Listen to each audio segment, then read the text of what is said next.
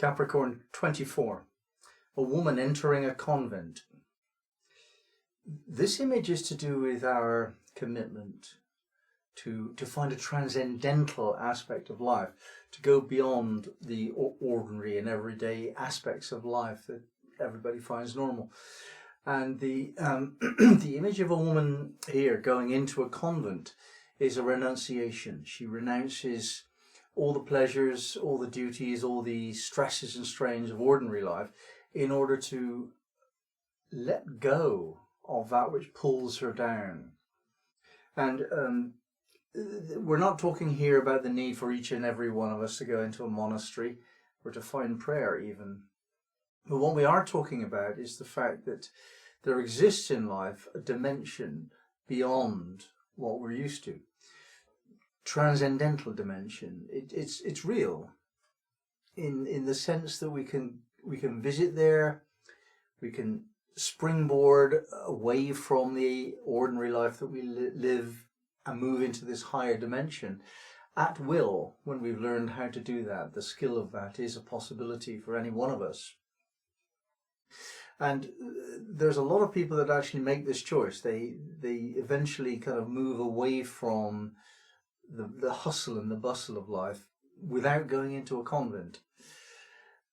It's celebrated in different ways, but one of the ways in which it is celebrated is a spiritual retreat. So we can perhaps have a temporary, short-term version of what it feels like to be prayerful and meditative every moment of the day for a period of time. And then notice what that does to us. Does that make a difference or not? For myself, I found retreat very difficult indeed. It was a real job of work for me to do this. I felt it was necessary for me to learn how to, but I found it extraordinarily difficult. One of the most difficult things I've ever dealt with. And yet the experience I remember having when I left the retreat room, which was on the 6th story of a building, and I had to walk down the stairs, getting closer and closer to normal life. Out of the window, things became bigger every time I kind of moved down a stage of my descent. And eventually I got to the the front door of the building, and I walked out into the public arena. And I had to stop. I was just overwhelmed with the sensory richness of it all. I stood for minutes staring at a door, just noticing that it was red. I hadn't seen the colour red, you see, for a period of some time. And redness became something that was important to me, just red. Nothing more, there was nothing else over the door. And I walked very slowly, and this was difficult because it was in the centre of London and everybody else was walking very quickly. I saw the difference between the spiritual life for somebody who is a monk or a nun and the rest of us who are busy trying to get to work on time and pay the bills and make sure the kids have got their lunch money. This way of life, this busy way of life, what can we do? We can escape it only occasionally. But there are some people that make this as a commitment. Now, what does it mean? What does commitment mean? A lot of people tell me they're committed to their spiritual path, and I notice that they do not allocate resources to that decision. If you commit to something, then you have to allocate resources, typically money and time. If you do both of those things, then that is commitment. Now this woman in the image, the nun entering the convent, she's given up all her interest in money. They don't have purses and wallets in monasteries and nunneries and convents. They don't have decisions to make about where to spend their money or how to earn their money. And money really draws us into the physical realm. It's so heavy. The energy of money is very grounding. And most people are very concerned about money.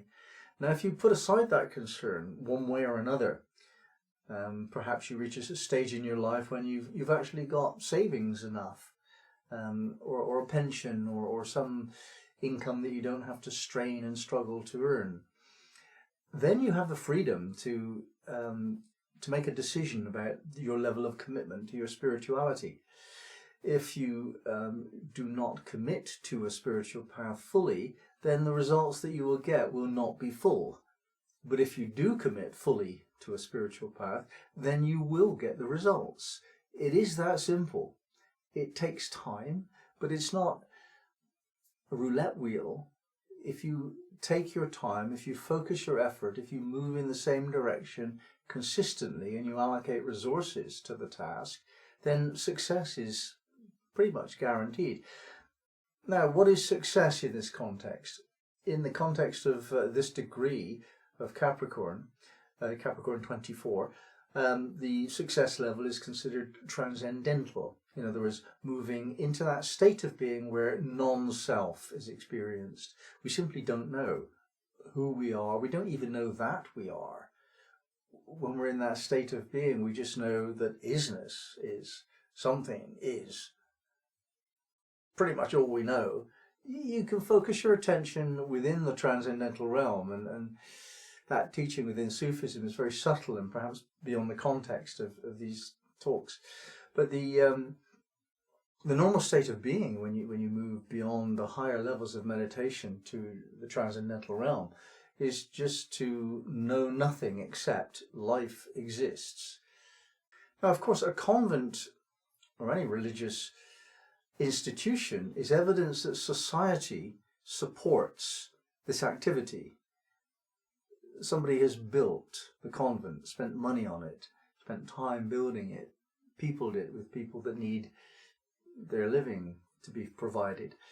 Society approves of a few people moving away from mainstream and keeping alive the spiritual aspect of the world. Society does not do very well to integrate the wisdom and the principles that comes from the religious experience, and in a sense is more likely to say, well, let the nuns and the monks pray for us. This is one problem that we have when we are trying to make a step ourselves in that direction, is that we're going to find very few of our circle of friends will come with us. In fact, very few of them will even tolerate the difference between our approach to life and their approach to life. So it obviously is the case that there's a pruning or a sifting process to continue indefinitely as we get more and more committed to our transcendental aspect of self. And this process means that some people just don't fit in our lives anymore. We can't spend time with them. There's something wrong between them and us. It's not they who are wrong. It's not we who are wrong. It's just that together we just don't work, because the energies that we need to get into to have some access to the transcendental realm are very subtle indeed, very soft, very ethereal almost, whereas the functionality of the earth plane is gross. It's heavy, it's fixed and factual and the exact opposite. So it's very hard to mix with people too much who have no sense of sacredness within them, no sense of a spiritual dimension to their own lives. It's very hard, and they find it equally hard putting up with us. However, when you get to understand that the mind in its restlessness is a controlling force over us, we are not in control of our mind. The mind is in control of us. The mind has been programmed by false information very often from teachers and parents and social groups and so on that tells us that this is the way things are, that's what you need to do. it's not true for us all. It's not true for me. And I think that all of us who are interested in furthering our spiritual side come to a point where we just cannot reconcile our need for clarity, our need for truth, our need for love, our need for beauty with what we're offered in normal life. We can't make that reconciliation. And so we need to retreat away from the worst of that. A spiritual retreat is the extreme value version of that, but we can retreat in a different way. We can hide ourselves away from the world in our own homes. We can avoid going to certain events that we're normally invited to. We can just be selective about how we engage socially with the world.